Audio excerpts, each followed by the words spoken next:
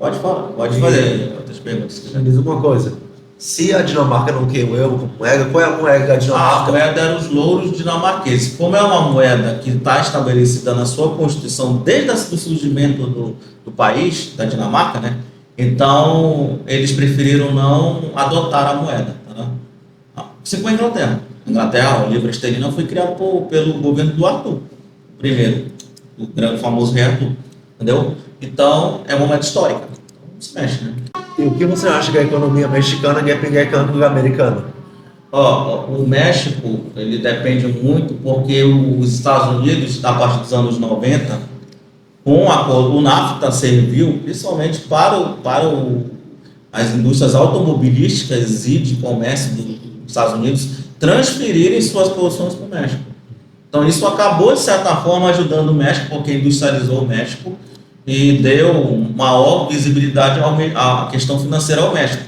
Mas é porque a mão de obra no México é 3 vezes mais barata, 2 vezes mais barata do que nos Estados Unidos. Um engenheiro trabalhar no México é muito mais barato do que um engenheiro que trabalha nos Estados Unidos, que é o caso da globalização. Você vai repartindo o processo produtivo em outros países. Por isso que hoje o México é tão dependente dos Estados Unidos, tanto que já há dentro dos Estados Unidos, o Partido Republicano, estava vendo uma das bandeiras que o Trump tinha, o ex-presidente Trump, era tirar essas empresas vindas do México e colocar de volta nos Estados Unidos. As empresas foram relutantes porque elas ganham muito mais dinheiro, têm muito mais lucros com trabalhadores e parques industriais muito mais baratos no México e no Canadá do que próprio dentro dos Estados Unidos. E o que você acha da NAFTA? O NAFTA, como foi falado, foi um bloco econômico que nasceu lá em 94, um bloco para desenvolvimento dos 3 países, mas fica complicado os 3 países, porque Estados Unidos e Canadá se conversam muito, as fronteiras são abertas, o fluxo de pessoas entre os dois países são muito grande. Nós temos o Nordeste do Canadá que É bem fácil, bem você fácil ser sacando americano e você passar da linha de divisão dos ambos países. Sim, sim. Lá, por exemplo, lá no Nordeste do Canadá, que está na Baía ali do Hudson, do outro lado da Baía, lá está Nova York, do outro lado já está Toronto, Vancouver, eu não lembro das 2 cidades. Então é uma facilidade, entendeu? Porque os 2 países são de colonização parecida, são colonizados por ingleses. Então são países irmãos. Não é a coisa que acontece com o México. O México tem um muro que impede a vinda não só de mexicanos, mas de latino-americanos para os Estados Unidos. Então, esse bloco, ele nasceu para favorecer os Estados Unidos e o Canadá, e não tanto o México. O México começou a ter, como eu falei, como tu perguntou da economia mexicana, começou a ter frutos desse acordo só agora nos anos 2000, para cá, quando as empresas americanas, estadunidenses foram para lá. Mas aí não é um acordo, por exemplo, como o da União Europeia, não é de livre, somente do México para os Estados Unidos. É um acordo comercial. Está todo mundo ganhando, mas a sociedade vê pouco disso. Vê mais, quem ganha mais ali é as próprias indústrias, as próprias empresas com esse acordo. A sociedade mesmo em si vê pouco disso. E o que você acha do Mercosul? O Mercosul já é um acordo econômico criado em 86, primeiramente só com o Brasil e a Argentina, que foram signatários depois que o Uruguai e o Paraguai chegaram. A partir de 90, o Uruguai e o Paraguai. É um mercado, é uma tentativa de entrar e favorecer esses países que tinham comércios espaçados, né? O Brasil e a Argentina sempre tiveram um comércio muito forte de grãos. O Brasil depende muito dos grãos de trigo da Argentina, dos campos da Argentina, para facilitar o comércio, criou um bloco econômico, foi esse. Aí depois se pegou o Uruguai, que é um país irmão, que tem para questão de charque, questão também do próprio trigo, e o Paraguai, que é um país que tem uma economia, tem terras, tanto que nós temos uma comunidade muito grande de brasileiros lá no Paraguai, chamado Brasiguaios, que moram lá, que vivem lá, trabalham na agricultura, Sim. Trabalham no coisa. As pessoas que normalmente trabalham lá na fronteira entre o Paraguai e o Brasil dizem que eles sempre misturam as línguas Sim, e tal. sim. Além do mais, por causa do Mercosul, muitas pessoas realmente vão para o Paraguai, viajam para o Paraguai, para ir lá comprar produtos e assim aqui revenderem. É bem comum fazer Sim, isso. lá na Ponte da Amizade, Foz do Iguaçu. E também, nós não temos na legislação um livre comércio, na lei, mas nós temos um livre comércio sim, porque os argentinos não pedem. Agora nós temos, por exemplo, já tem acordos pequenos feitos nos últimos anos de livre comércio entre brasileiros que podem viajar para a Argentina sem passaporte, eles podem vir para cá, tendo que eles vêm direto para cá, para o sul do Brasil. E assim, nós não temos como está na Europa, mas já temos um.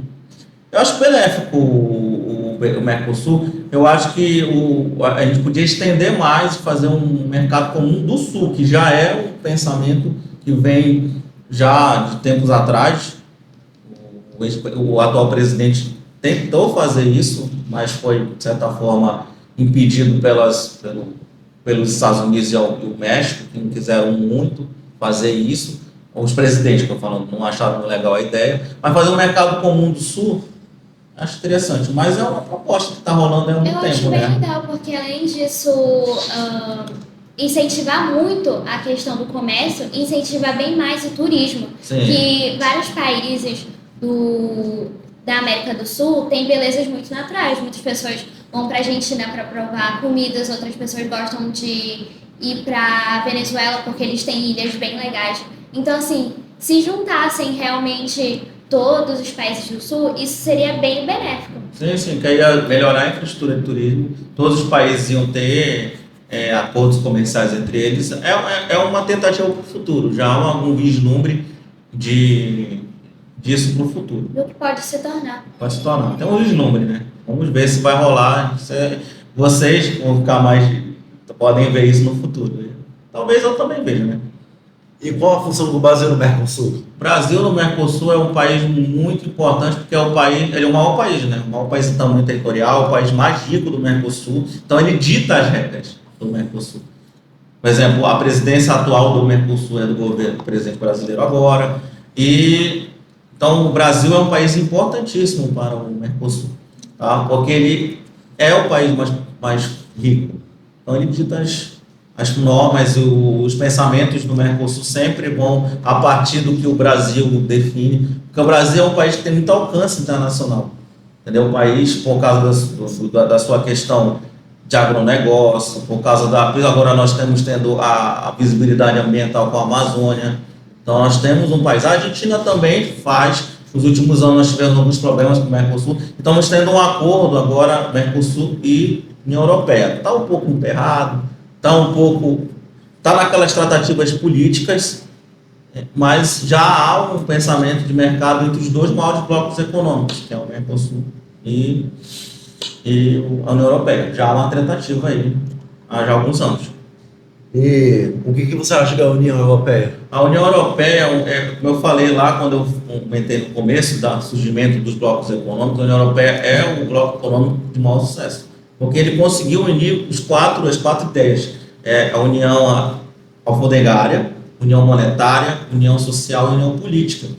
Tá? E a gente vê um bloco coeso, tem lá o Parlamento Europeu, tem a moeda única, tem um conjunto de leis, tem passaporte comunitário. Então como eu falei, um continente historicamente complexo. É o continente europeu que viveu na sua história muitos conflitos entre seus países. Politicamente, em questão da Segunda Guerra Mundial, a maioria deles lutava entre si.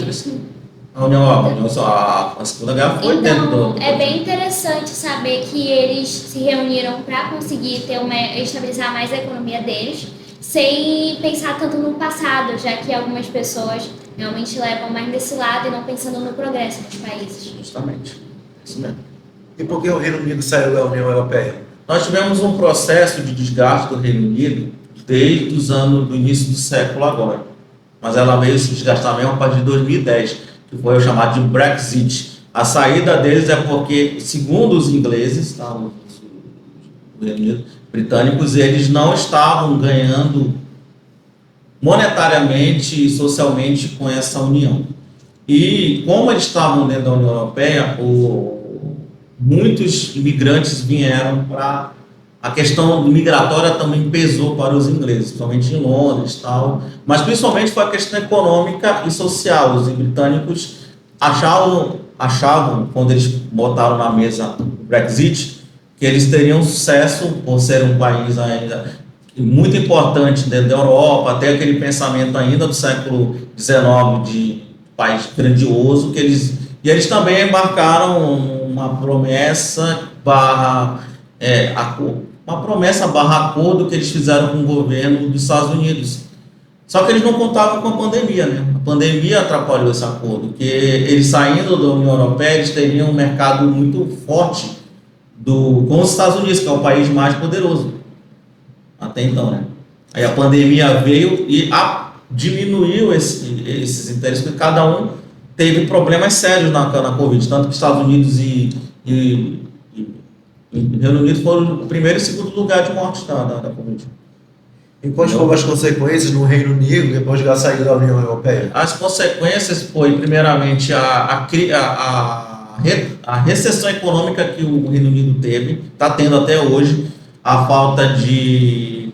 chegou ao nível de faltar produtos nas prateleiras, principalmente a questão econômica, porque como você se fecha para a Europa, as tratativas ficaram prejudicadas. Claro, nós tivemos umas exceções, caso de entretenimento, filmes, produção de filmes, produção de séries e esportes não foram abarcados nesse Brexit, né? Porque senão a pessoa ter que, por exemplo, vou botar o exemplo da Premier League de futebol. Você não permite mais comunitários dentro da Inglaterra. Metade dos times vão perder seus jogadores mais poderosos. Por quê? Muitos deles são de fora da própria Inglaterra. Acho que isso foi questão de consenso de todos os países, Sim. porque se eles fizessem isso, ia prejudicar muito eles e a própria Inglaterra. Sim. Ainda mais imagina você estar lá produzindo um filme originalmente em inglês e você quer gravar algumas cenas em outros países. Uhum. A Inglaterra perderia um dinheiro e os outros países também. Então, acho que eu entendo muito eles não terem abrangido essa questão para a parte esportiva e nem entretenimento. Na verdade, foi um dos acordos feitos no Brexit, tá? na saída do Brexit foi esse, não impactar as produções entretenimentos. Mas nas outras questões, a Inglaterra está sofrendo. A Inglaterra pegou dois barcos, sair, tanto que o Parlamento Europeu, uma parte dos deputados, e já estão pensando em reverter. Tá? Porque no Brexit, por exemplo, os outros países do Reino Unido não aceitaram. A Irlanda não queria, a Irlanda do Norte, a Escócia não queria, a Gales não queria, foi só a Inglaterra. Bateu o pé e fez. E agora está tendo um movimento pequeno, agora na coroação do Charles teve um pensamento do novo ministro, que é, por incrível que pareça, o novo ministro que é o Sunita, né? Ele é imigrante, ele é indiano, então já há um pensamento de, quem sabe no futuro voltar, mas em outras condições, que a Inglaterra ganhe e que a Europeia também ganhe.